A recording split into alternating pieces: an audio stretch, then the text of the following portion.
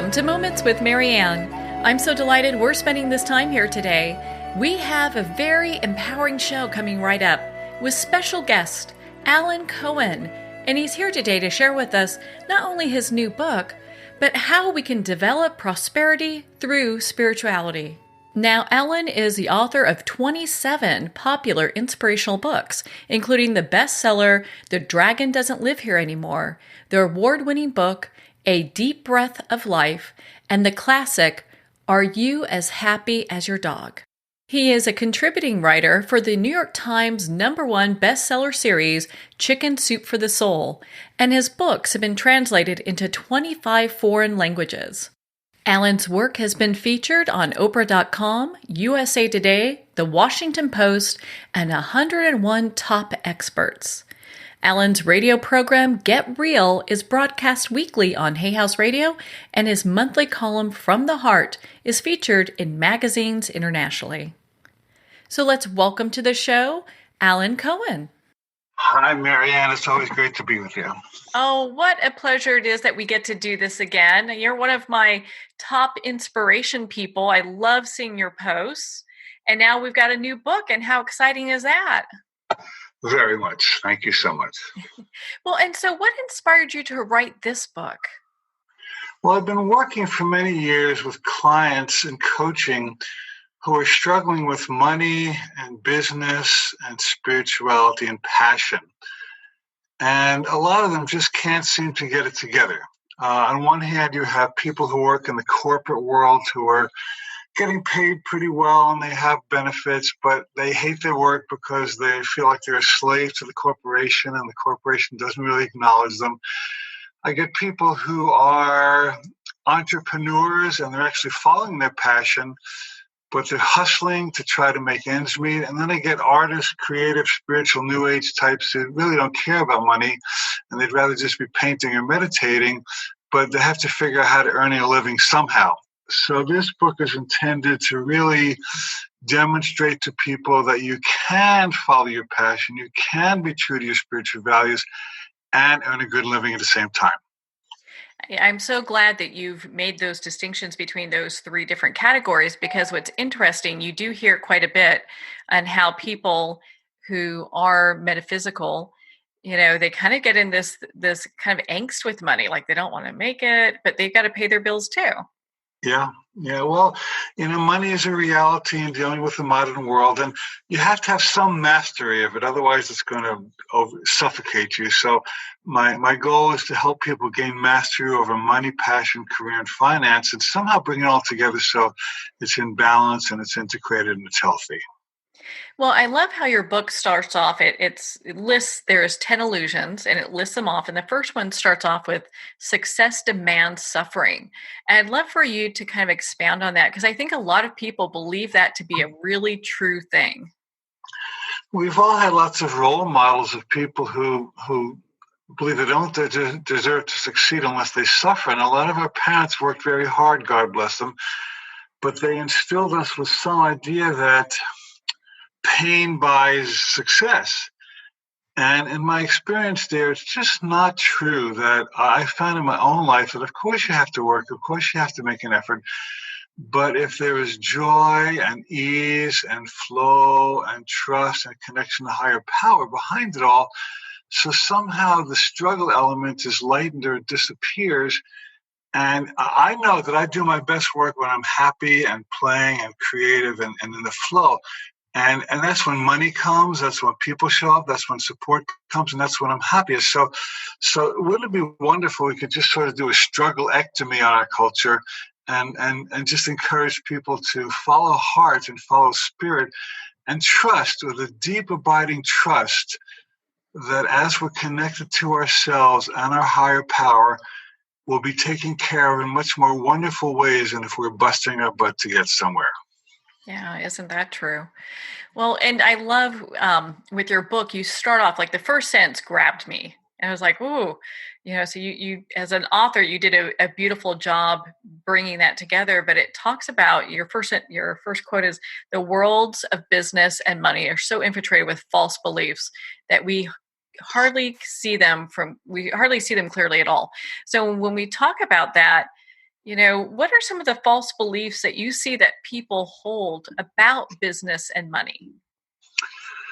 Well, one is that people are disconnected from the sense of worth and deservingness. And I do so much coaching, and usually at the core of somebody's money issue is a sense of worth and deservingness. And they don't get that they're lovable and beautiful and powerful, and they deserve to be taken care of by the universe.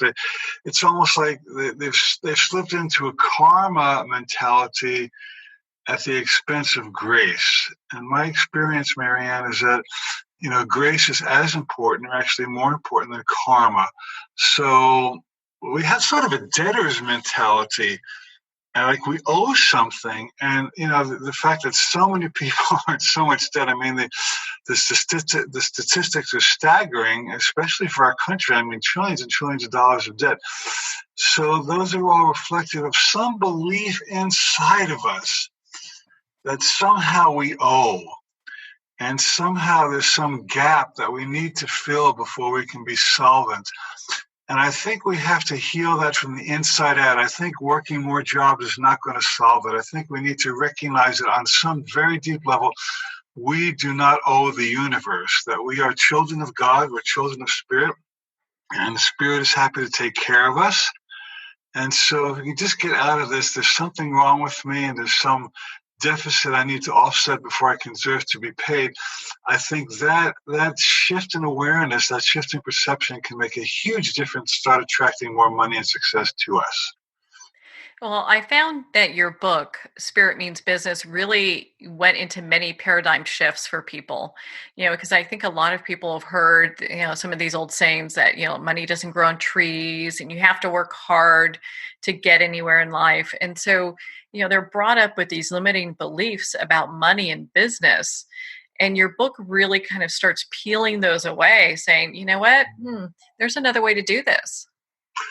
Yeah, beautifully stated. I love the expression "peeling it away" because, I'm a student of Course in Miracles, which we've talked about, and the Course says that spiritual success and material success is not based on finding love or finding success. It's based upon peeling away the blocks and illusions that keep us from success. And if we could just get clear about what's real and what's not, somehow everything lines up. So we have to look head on at our illusions and our fears and our resistances and hold them up to the light. And in the light, they cannot survive. Bugs run away when you take the rock away. So, my goal in this book is I just beautifully stated, peel away that which is not it so we can release and reveal that which is it. I love that, because it has people looking at things differently, and that's what we need. And you talk about that in your book. You talk about, reframing the struggle. And I'd love for you to discuss, chat a little bit more about that, because when people hear that, they're like, well, my struggle is real. What do you mean reframe? I went through these horrible times. Well, the word reframe is a really powerful word. It means that you take the same situation and you look at it from a different angle, and from that fresh angle you get new insights and see new options. So I'm constantly reframing with my coaching clients. Example, one of my clients was an accountant, and he was fired from 5 accounting jobs. And I asked him a question that was obvious to me but not to him. I said, do you really want to be an accountant? And he said, hell no. So I said, well, why do you keep looking for accounting jobs? He said, well, that's what I'm trained in. So I said, people are funny. So I said, well, what if all these firings are the universe saying that you're trying to fit a square peg in a round hole, that you don't really belong there? And I said, what would you rather do? He said, well, I love photography, and I like to be a coach, and I like to be outdoors. And so I said, let's explore careers where you could actually do something you're passionate about rather than trying to, So the idea is that, the firing was not a bad thing. People usually do not get fired from jobs they love. Yes. Usually there's some mismatch, and they're not doing well, or they don't want to be there, they mouth off to the boss or whatever. And when people are doing what they love, they usually thrive, either independently as an entrepreneur or in a company. So just reframing a job that isn't working usually opens to the door to a job that could be working. So it's the same situation, but just another angle that shows a door where there was a wall before. Oh my gosh. Yeah, Alan, I'm going to share a story with you, one of my personal stories, and I think it just kind of highlights the point you just made. When I was younger, I wanted to get into nursing because I thought I really want to help people, and so initially I got into medical assisting. And it was great when you do all the science, and then we got to the part where you had to do the lab work, and all that blood, guts, and gore stuff will make me pass out. So it was a bad career choice. I get nauseated. It's just definitely not good. And so it's interesting when you get these tips. It's like, maybe you should reconsider what you're doing and look at what really feeds your soul and makes you feel like you're fulfilled. Yeah, very well said. And I love that phrase, feeds your soul. And my whole book is about living from soul rather than fear or ego or personality. And letting universal principles apply to your work, not just going to church or meditating or doing a Course in Miracles. Universal principles can really work at work if you work them. That's a good one, isn't it? So I may have to quote you on that. I never really said it like that before, but it's true. And so we really want to cultivate a career, a passion-based career that's cultivated from the inside out. And then all kinds of success comes that doesn't accrue when you work from the outside in. So when you talk about having a passionate career, I know you talk about purpose in your book. And so how do people discover what that purpose is? Because I think a lot of times you hear people saying, gosh, I'm trying to figure out what my life purpose is. And they have kind of a difficult time getting there.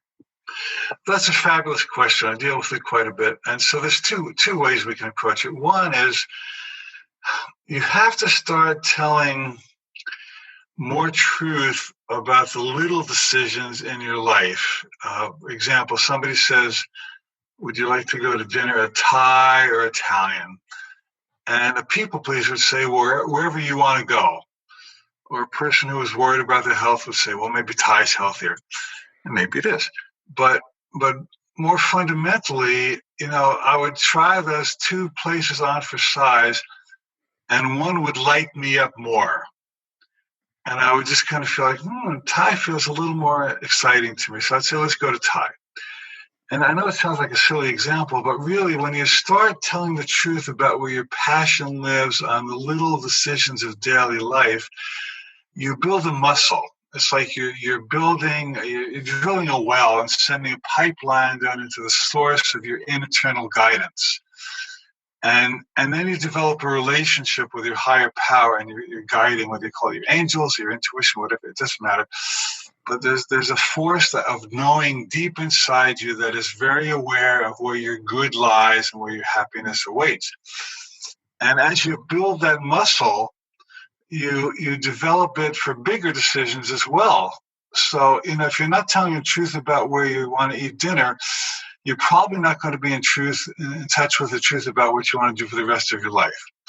And so I encourage people to trust intuition, trust guidance, and trust passion on a daily basis. And then when it comes time to make a big decision, you'll have the tools because you've been practicing it over a period of time.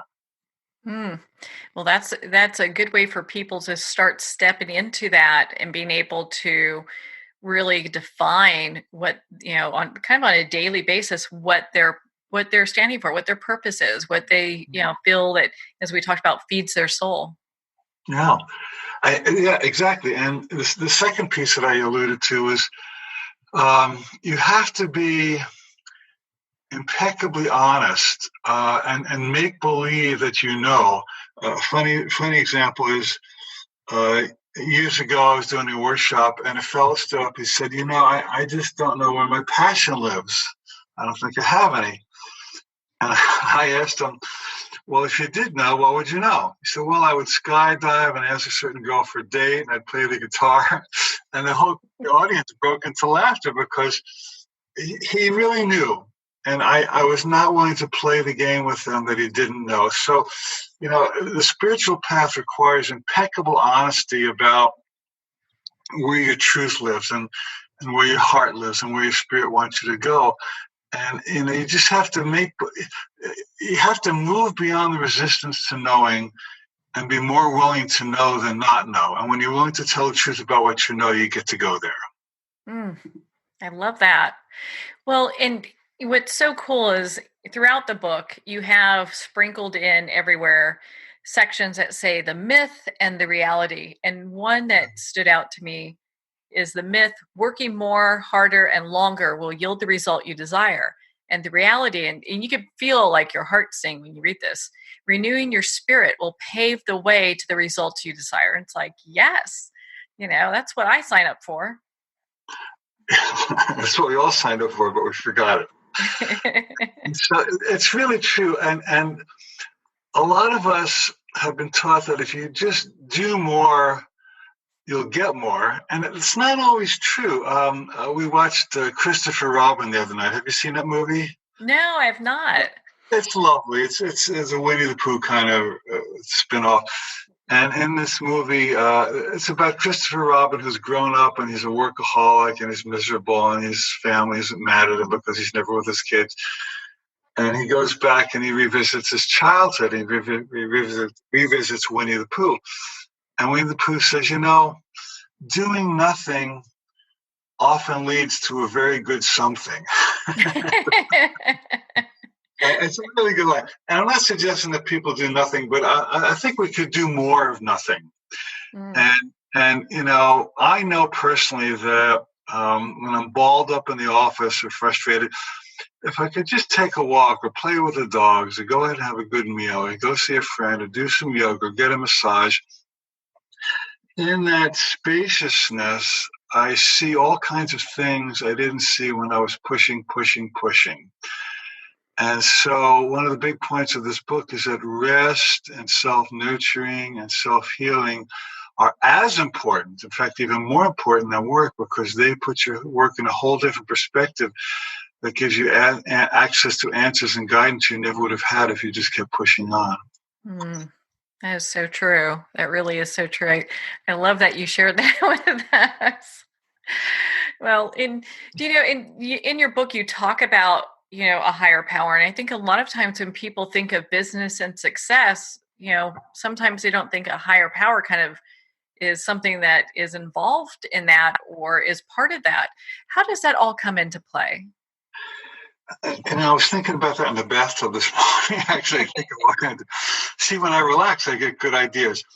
And I was remembering that many years ago, I was invited to speak at a church, and the minister was driving me to the event. And she said, it was a successful church. And she said, our church is doing well because we're founded on universal principles. And that stayed with me. And I realized that there are certain spiritual laws, whether you call it God or higher power, divine mind, whatever you're going to call it, that really work. And they work everywhere because they're laws. They're not rules, they're laws. And laws are infallible. Laws always work. And when you fall back on them, everything starts to work. But we kind of, you become a spiritual person, you meditate, do healing, you pray, and then you kind of make these exceptions where you think, well, spiritual truth will work except in my relationship. That God is not in my relationship. Or, when I go to work, it's dog eat dog, and it's all about competition, all about making money, and then I'll come home and pray. And it's really true that the same principles that make you healthy and make your relationship work will make your business work. So if we can just latch onto these universal laws and trust them and act on them and believe in them, the people I know who are most successful are the ones who have somehow latched onto some higher power. Even Stephen Jobs, he was a student of Maharaji who was Ram Dass's guru. And if you look at the Ken Blanchard books, he calls himself the chief spiritual officer. And Stephen Covey was very, very spiritual. So these guys who are the top business leaders are connected to something that goes far beyond business. And that's why I titled the book, Spirit Means Business, that when you get connected to spirit, it really prospers not only your soul, but your business. And that is so true, because having that connection, it's just like life gets, I wouldn't say necessarily easier, but in many ways it can be. Well, it should be. We'll have challenges, but in general, we should be lightening up and getting freer and getting closer to our hearts. And I read about an interview with the daughter of David Cassidy. Remember David Cassidy? Oh yeah.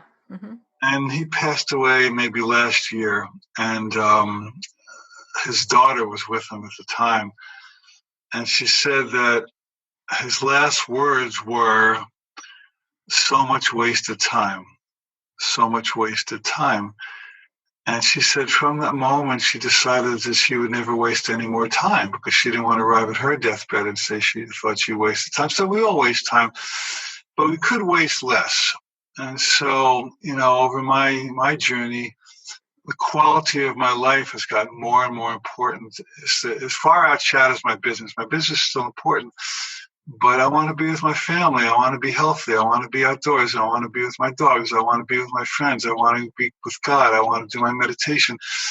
And, so I think most people would agree that as you get older, quality of life becomes more and more important, and you're less distracted by the heat of the business world, and you're more interested in just being happy and having inner peace, which does spill over to your business world anyway.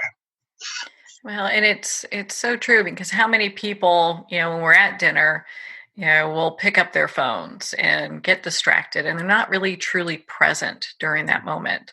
Yeah. So to be able to really define the things that make you happy, that feed your soul, that make you feel fulfilled, and being able to follow those things, how empowering is that? Totally. I mean, you mentioned phones. Some folks did a survey in the early 2000s, and they asked people, how many close friends do you have? And an average answer was 10.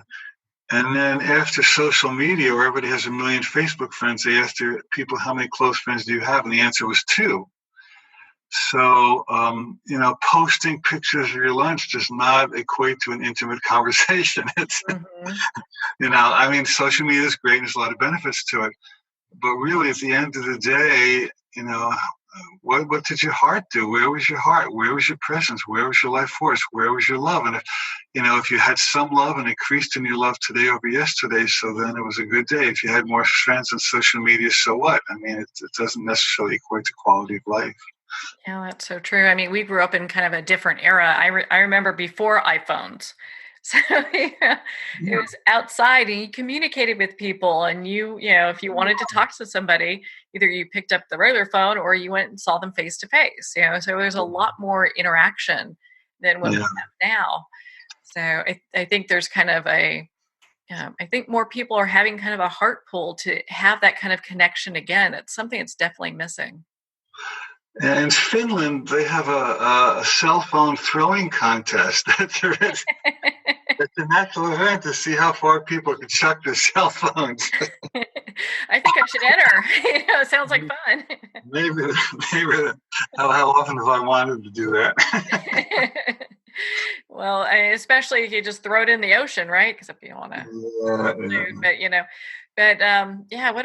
what a great way of kind of reframing how to look at how we view not just our business world and our success, but life itself, and what brings us to really that place where we're feeling, just empowered to move forward. Yeah. A Course in Miracles says that the definition of healing is inner peace.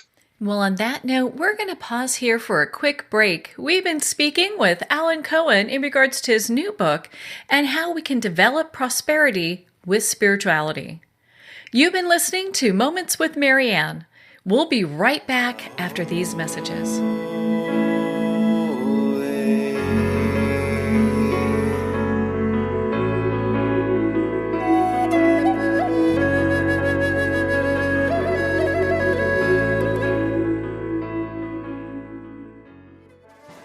Internationally recognized and award-winning author Judy Goodman works and teaches outside the box of limited thinking. Working with people from every walk of life, her goal is to empower you to be the best you can be, no matter what the challenge is. Born with the gift of seeing beyond our normal vision, she has an extraordinary gift of working with every challenge. Teaching beyond conventional wisdom, her work is described as life-changing. Visit judygoodman.com. That's judygoodman.com.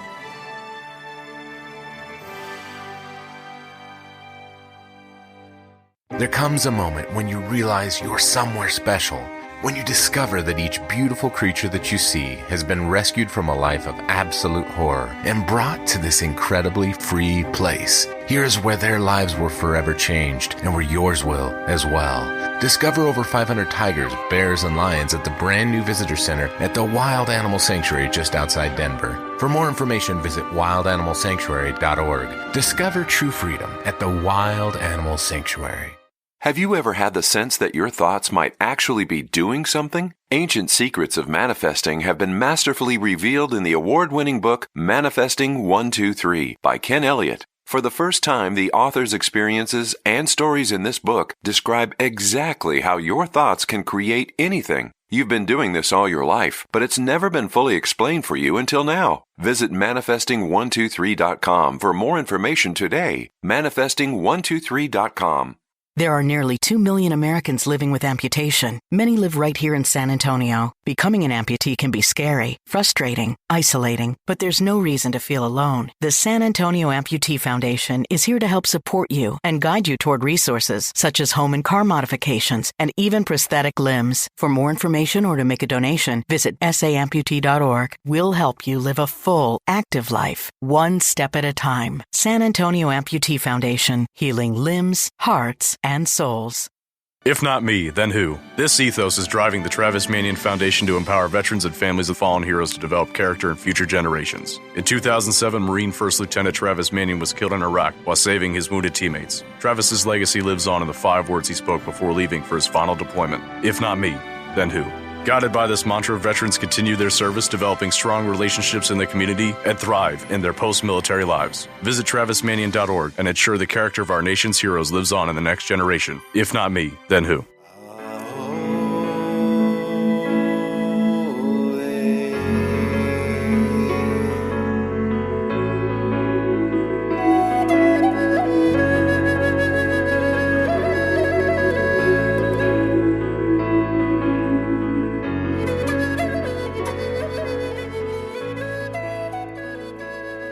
Welcome back to Moments with Marianne. We're here today with special guest Alan Cohen, who's sharing with us not only his new book, but how we can develop prosperity through spirituality. Now, Alan, before we went for break, we were talking about refocusing and reframing not only our success, but life itself, so we can feel more empowered and be able to move forward. Yeah. A Course in Miracles says that the definition of healing is inner peace. And so, what shall it profit a man if he gains the world but loses his soul? So, I evaluate the quality of my life by the inner peace that I experience. And I'm not peaceful all the time. I'm caught up in stuff quite a bit. But when I return to those moments of inner peace, I recognize that's what I'm really here for. Yeah. Well, you're definitely walking your path. It's easy to see because of not just by the light that you bring, but you just bring so much empowerment for people then to step into their own light. And I really appreciate you for that. Thank you. You as well, my dear. Oh, thank you.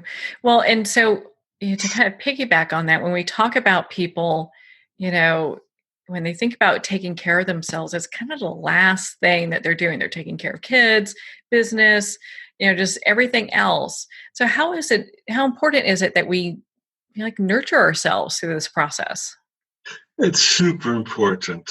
I do a lot of work in Japan, and they're terrible workaholics, and they actually have a word for people who work themselves to death. It's called karoshi, and they're support groups for families, of people who committed karoshi. Basically, you just work until you drop dead. It's tragic, and we're not as bad in our country, but we're kind of leaning in that direction.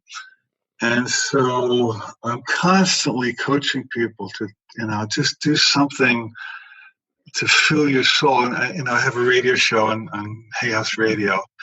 And a lot of my coaching is asking people, what would you be doing differently if you took better care of yourself? I said, well, I'd get together with some friends, or I'd play my guitar, I'd walk in the woods. And I'd say, you know what, you're calling about your relationship, you're calling about your business, but I want to give you some homework. Just, play your guitar and walk in the woods and give yourself half an hour a day of soul fulfillment.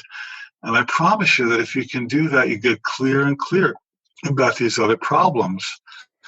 And of course, everybody loves to hear that because we're usually fall down on self-nurturing. So anything you could do to give yourself comfort and soothing and just some feeling of ease and release and relief, you deserve it. And so just take whatever. I don't care. I don't care what it is. I had dinner with a guy once, and he was telling me about his habit, his hobby, I should say, of restoring military aircraft. And I thought, boy, that's the most boring thing I ever heard of. You couldn't pay me enough to do that. However, he was so interested and so excited about it that I really enjoyed hearing what he was doing. And he was kind of like turning me on by his passion. And so from that conversation, Marianne, I learned that, it really doesn't matter that much what you're passionate about. If it, people may agree or may like it or not, but if you're truly invested in what you're doing and it makes your heart sing, then it's really a healing thing for you. And that healing will spill over to other people as well. It's not selfish to do what you love. It's really a service to the planet because you're sending out positive energy that people will be blessed by. Yeah. I love talking to people who are just so passionate about what they do because you can feel that energy. It's just like electric in the air, and you want to be a part of what they're doing, or at the very least hear what they're doing. Yeah. Our joy is we think that our gift to the world is, the money we contribute or the volunteer work, which all helps, of course. But when you're in your state of joy, everybody you meet is enfolded in this aura of well-being. And you can heal people just by showing up with a whole heart and being happy yourself. That's a real healer, is an uplifter. And so whatever it takes you to be uplifted is what will create you to be uplifting. Mm-hmm. Well, and on that, kind of dovetail with that, in your book, you talk about inner guidance. And I know that's something that you've talked about quite a bit in the past as well. So when you talk about that, what does that look like for our listeners? Because I know it comes in many different forms. Yeah, everybody has their own connection to their guidance. And I actually do an exercise in some of my programs. I ask people, how do you know when you're getting guidance? And some people say, well, I just get this warm feeling in my chest, or I get a tingling, or the hairs on the back of my neck stand up, or I just feel peaceful for the first time since I've been thinking about that issue, or, I just want to move my body. And so each of us has our own way of getting guidance. But the simplest way I could say it is that real guidance always brings a sense of peace and relief. And I do another exercise in my workshops about exploring the voice of fear and the voice of love. And somebody has a problem. I say, what does the voice of fear tell you about it? And they'll tell me, I'll say, how does that feel? And they'll say, well, it feels constricting and demanding and yucky and obligatory. I'll say, what does the voice of love say in contrast? And I'll say, well, it feels freeing and, liberating, and I feel relief. And I say, well, that's your guidance then. So, sorry about that. And so, if you're feeling burdened by an option, it's probably not it. If you're feeling liberated or empowered by an option, it's probably it. And I always encourage people to meditate or pray or journal or be in nature, because when you get in touch with your spiritual source, you open the floodgate through which real guidance can come. So everybody has guidance. There's nobody who doesn't have guidance. You may think you don't, but it's just that you're not hearing it. So anything we can do to relax and open our hearts and open our mind, we'll let that guidance in. Well, I love how you explain, what does it sound like? Because then people can really identify Yeah. with, what that guidance is. And so they can make that distinction when they're getting that gut feeling or that intuition, or maybe they're hearing, which, in some cases, I know every once in a while I do, where I'll Yeah. hear my spirit guides will say one thing or another. Yeah. It's taken time to develop that relationship. Yeah. It's a good point. You can get in words. Mm-hmm. You get in the smell. Some people like smell roses. So the spirit will take the path of least resistance to find you. So if you're just, open to listening and hearing and knowing, it'll come. I need to say very honestly, dear, that I've never not received guidance. Sometimes I'm so balled up that I don't hear it in a moment. But anytime I have sincerely asked for guidance, I swear it has come eventually, sooner or later. Maybe through a word of a friend, or maybe through reading an article, or maybe through a dream, or maybe through a vision of meditation. But my source of guidance, whatever you want to call it, has never failed me. And I believe that's true of all of us if we're just willing to develop that relationship. Yeah, it really is something and it takes time. I think a lot of people, they don't really realize that it's, in many ways can be a little bit like trial and error as you're going along until you really trust what you're getting. Yeah, well, it takes practice like anything. If you want to be a musician or a baseball player, you have to practice. So connecting with higher power takes consistent practice. But it's fun. It's the best game in town because the result is the greatest reward in town. Mm-hmm. Well, and you talked about this when we first started our discussion here. I kind of want to chat about it again. We talked about money, and it's really interesting. In your book, you talk about redefining money, and I'd love for you to share with us why we would do that and what does it mean to redefine our money? Oh, that's a fabulous question. Many of us have come to associate money with fear and lack. Because we were given models of fear and lack around money, and we've practiced fear and lack, and the media is filled with fear and lack around money. So, we have some pretty dark programming that we need to revisit. So, I find it very helpful to define money as energy, and there's nothing good or bad about it. It's like electricity. You can electrocute a person, or you can light up a city. So it's really how you're using the energy of money that determines its value in your life. The other piece is to define money as love and define money as support. And so when someone pays me money, what they're saying is, thank you for what you've done for me. You've helped me. And now I want to prosper you by sharing my resources with you so you can have what you want. And when I pay somebody, I want to thank them. And just imagine, I'm not just giving them money, but I'm giving them love. I'm honoring them for the service they provided. And I want them to be happy and healthy. I want them to prosper. So in that context, money ceases to be this dark, burdensome, yucky goop that we struggle with. And it starts to uplift us. And I think the best affirmation I've heard about money, and this is when people used to write this on their checks, every dollar I spend blesses everyone it touches, enriches the economy, and returns to me multiplied. And people will probably want to replay that, but I'll say it. Every dollar I spend blesses everyone it touches, enriches the economy, and returns to me multiplied. Now that sure sounds like a lot more fun than money is the root of all evil, doesn't it? It sure does. So we need to just reframe money as our friend and see it as a circulation, like a divine. You need blood and oxygen to circulate through your body. Well, the circulation of money is what makes the economy prosper. And so when we circulate our money joyfully, generously, so then it makes our personal economy prosper as well. I love that. I know everyone's taking that down because that is a great mantra to have everywhere in the house, work, house, you name it, Mm-hmm. Because it really does reframe how we're dealing with money, and it's not the root of all evil, but it's really just a means to an end, that we can have a life that's prosperous, and it's okay. Prosperous is our natural state. I mean, if you look at the way God created the universe, there's utter abundance. You look at the water in the ocean. You look at the sands on the beach, and look at the avocados that are growing on trees. And I'm looking at, there's a field in my house, and it's growing. There's plenty of grass.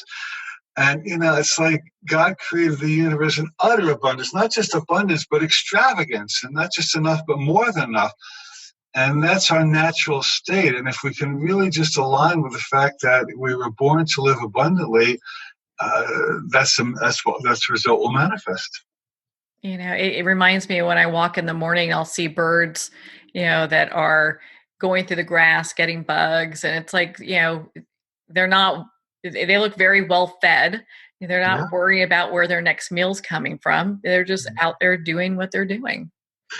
What did Jesus say? The lilies of the field, they don't work, and yet they're prospered, and God takes care of the birds. How much more will he take care of you? I mean, that's pretty profound wisdom. I mean, Jesus was a great prosperity teacher. I don't think he meant to be a religious figure. I think he meant to be a spiritual teacher. So we can just get beyond the dogma and take what he said, at the spiritual value of it. He was a teacher of tremendous abundance, tremendous prosperity, tremendous enoughness. He's one of the most abundant teachers that ever walked the earth. We just have to align with it.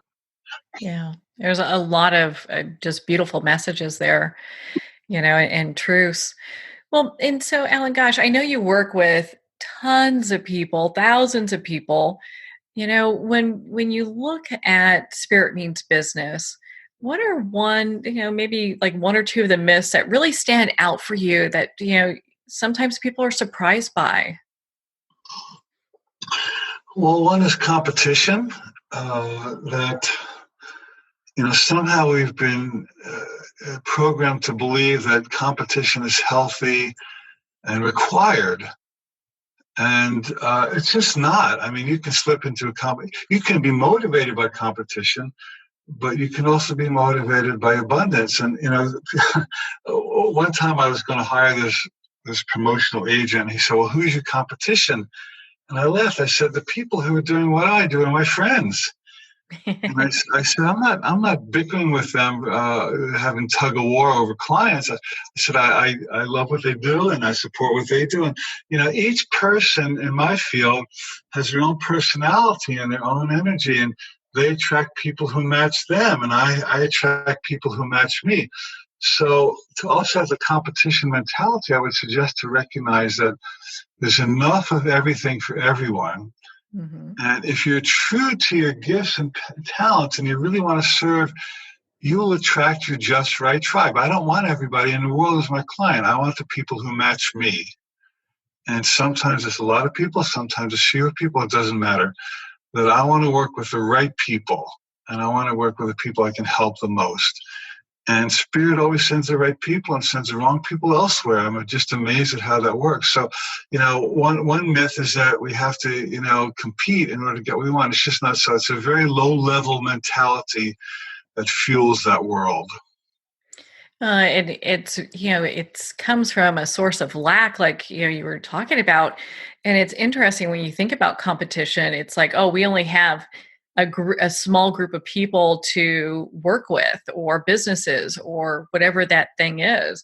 And then when you don't look at it that way, I mean, it's really all about just being out there and being of service. And like you're saying, the right people will be attracted to your message and benefit from that. Yeah. I mean, Steve Jobs was a great businessman, but he was also a creative, serviceful inventor. And he was always trying to find ways to make stuff easier for people. And so all of his inventions are about making it faster, smoother, easier, softer. And so if we can, let's flip one more illusion. One of the illusions in the book is that, I noted in the book, is that to succeed, you have to get as much as you can and give as little as you can. And it's really the other way around, that when you really try to make your business a service, when you really think about taking care of people, that when you really want to make people happy above all else, then money comes and people show up. People value somebody who really wants to take care of them. And if you really demonstrate to your clients or customers that you want their well-being and you care more about their happiness than getting their money, they're going to sign up and they're going to throw money at you because there's somebody with integrity who really wants to support them. Mm-hmm. And that shows. I mean, they can see that a mile away. Yeah. Well, most people can. If you get duped, it's because you were dupable. If you have your antenna up, you can see it a mile away. So that's why I encourage people just to meditate and pray and ask for guidance, because it'll reveal to you, who's in integrity and who's not. Mm-hmm.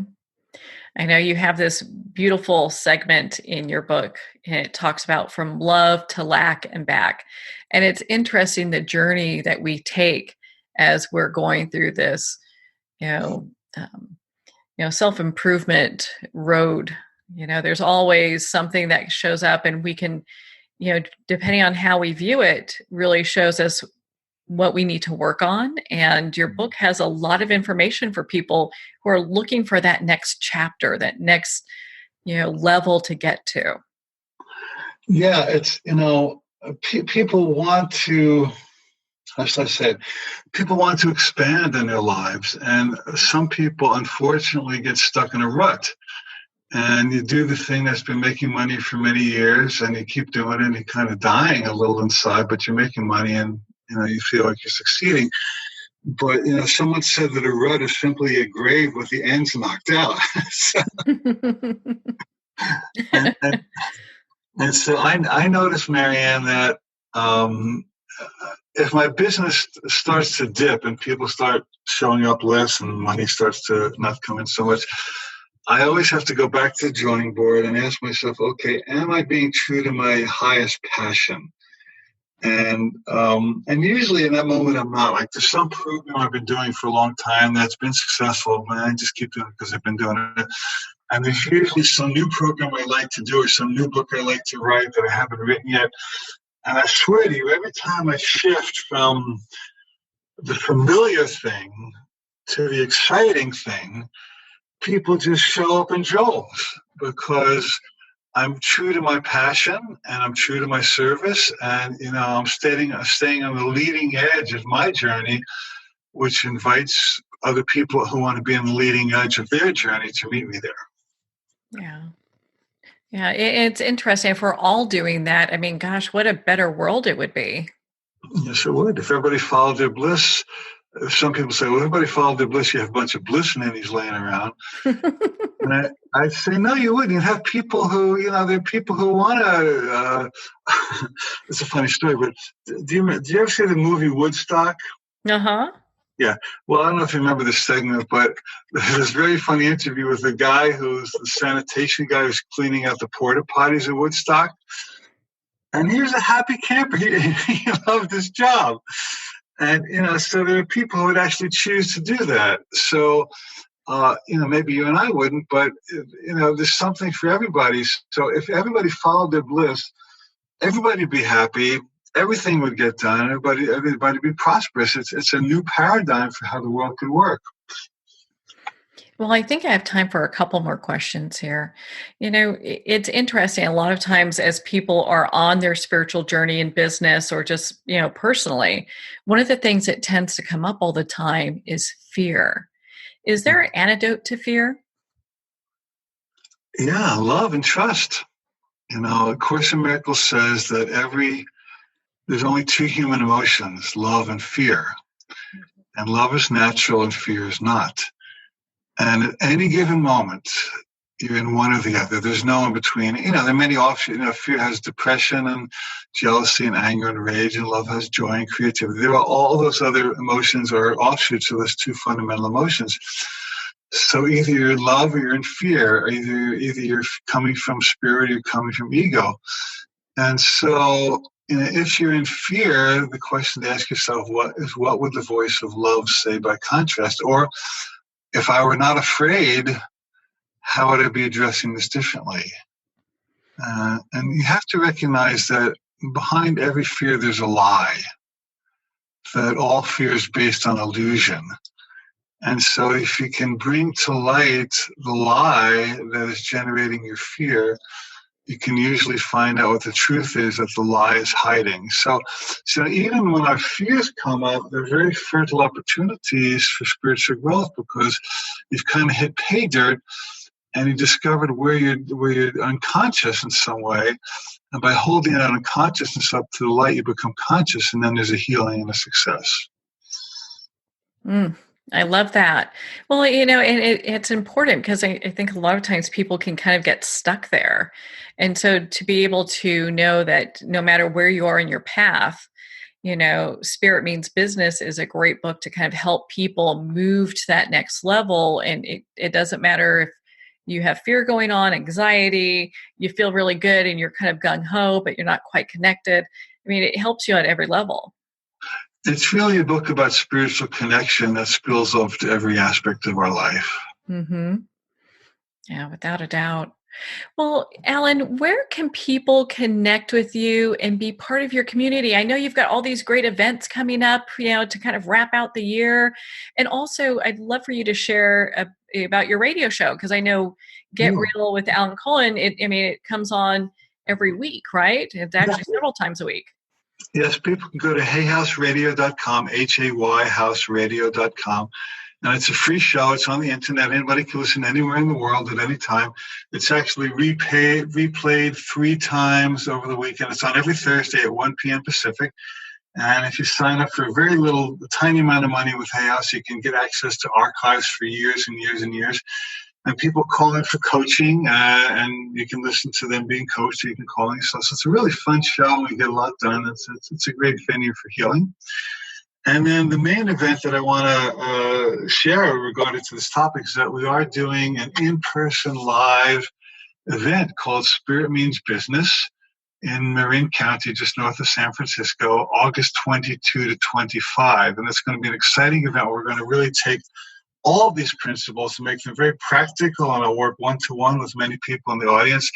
And so if this topic and our conversation interests you, we're going to go really deep and really make it extremely practical for your life. So you can go to my website, alancohen.com, AlanCohen.com. And on the homepage, there's an icon for Spirit Means Business in August in California. I hope people will join me there. That'll be lovely. Well, and I know you have another event coming up, and we actually initially connected on your last book, and it's a Course in Miracles retreat is what you're having. This one, the Easy Path.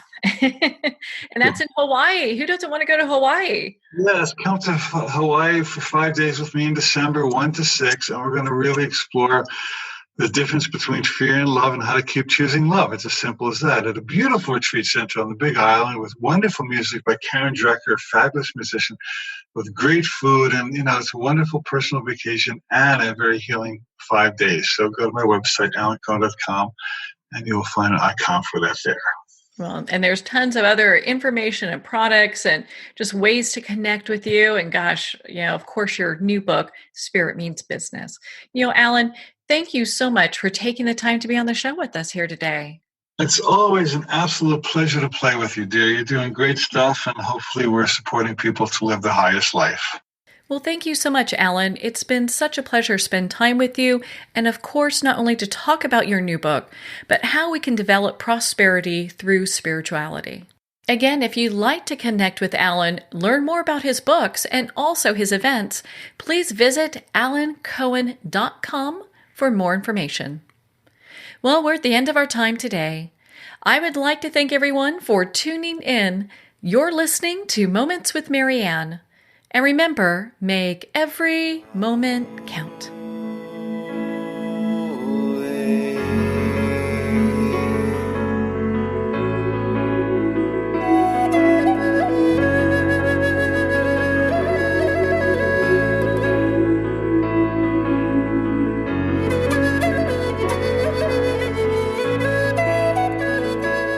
In a single moment, your life can change. Moments with Marianne is a transformative hour that covers an endless array of topics with the best of the best. Her guests are leaders in their fields, ranging from inspirational authors, top industry leaders, and business and spiritual entrepreneurs. Each guest is gifted and a true visionary, a recognized leader in her own work, and while teaching others to develop, refocus, and grow, Marianne will bring the best guest and sometimes a special surprise. Don't miss this. You never know just which moment will change your life forever. Moments with Marianne airs every Sunday, Monday, Thursday, and Friday at 8 p.m. Eastern and 5 p.m. Pacific Time. Make sure to tune in and visit momentswithmarianne.com for more information.